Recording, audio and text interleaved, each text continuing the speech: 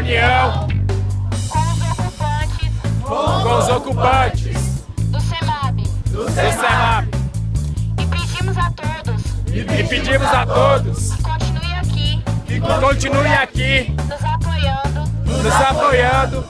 E ocupa e resiste. Ocupa e resiste. Ocupa e ocupa e resiste.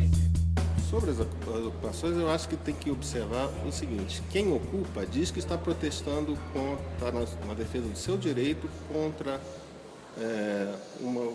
algo muito incomum, um estudante secundarista, na verdade, criticando uma decisão do governo. Muitas vezes, esses estudantes que estão fazendo as ocupações sequer são secundaristas. Mas e o direito daquele aluno, daquele professor que queria estar na sala de aula tendo aula? Esse direito não conta? Só conta aquele direito. Que democracia é essa? O direito só conta para um lado. É óbvio que existem pessoas que são a favor de determinada medida e existem pessoas que são contra.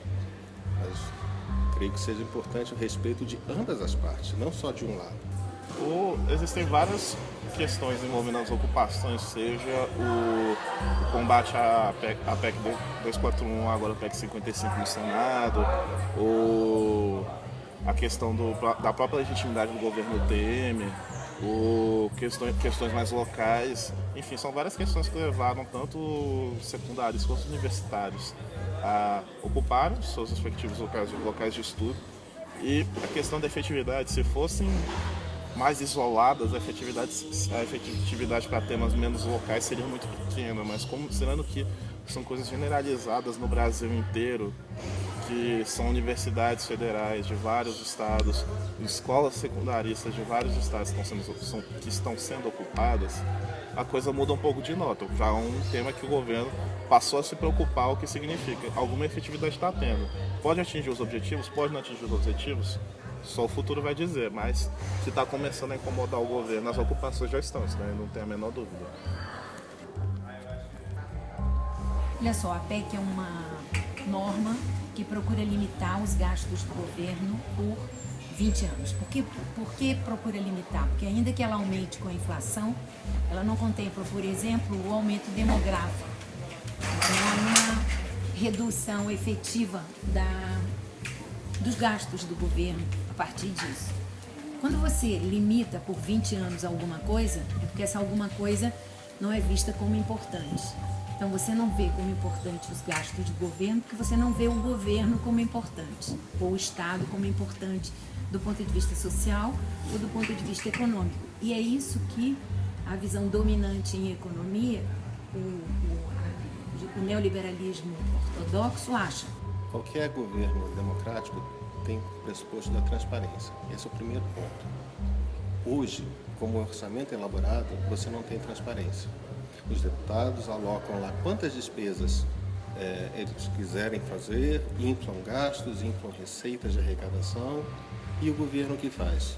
Quando tem a limitação do orçamento, contingencia. Mas esse contingenciamento não é feito de forma transparente. Esse é o primeiro ponto. O segundo ponto é entender que os recursos são exatamente finitos. Você tem que fazer uma limitação dos gastos. Observa só o que aconteceu nos últimos anos. Você teve um crescimento explosivo dos salários de funcionalismo público, você teve um crescimento explosivo dos benefícios concedidos a empresários, você teve um crescimento explosivo de vários outros gastos, sem discussão da sociedade. Quando você estabelece um limite, você estabelece um limite para todos, em que aí sim você tem uma discussão democrática de aonde eu devo fazer a discussão dos gastos, onde eu devo alocar os gastos. Se eu não faço discussão, aí qualquer coisa vale. A principal consequência da aprovação da PEC vai ser a mudança completa no regime orçamentário do Brasil. Como é que funciona? A PEC ela é baseada no orçamento de 2016, no orçamento de 2017, e com base nesses dois orçamentos, principalmente 2016, e no índice de inflação medido pelo governo todo ano, esses fatores eles vão basear eles vão vincular os próximos orçamentos até um prazo de 20 anos, ou seja, o orçamento de 2016, que riqueza de 2017, ele vai ser o de 2016 corrigido pelo índice inflacionário. O de 2018 vai ser o orçamento de 2017 corrigido pelo índice inflacionário. E assim em diante até completar um prazo de 20 anos. Ou seja, caso ocorra um aumento mais brusco de arrecadação, não vai ser possível fazer um aumento dos investimentos públicos correspondente, porque não tem o teto, porque o orçamento ele vai estar vinculado ao orçamento atual corrigido pela inflação. Para todos os economistas que acham que o Estado tem um papel tanto social quanto econômico, ele precisa ter finanças sólidas. Mas aí a ideia não é reduzir gastos, é ampliar a arrecadação. Quando se fala de ampliação de arrecadação, as pessoas dizem que no Brasil se tributa muito. Tributa sim, mas tributa a pior tributação, que é a indireta.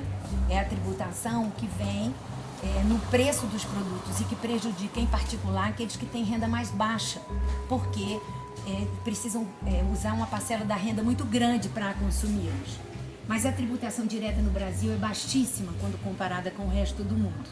E só para vocês terem uma ideia, só nós e a Estônia não tributamos dividendos. Isso é um absurdo, porque dividendo é renda como outra qualquer. Então as pessoas físicas precisavam ser tributadas por isso.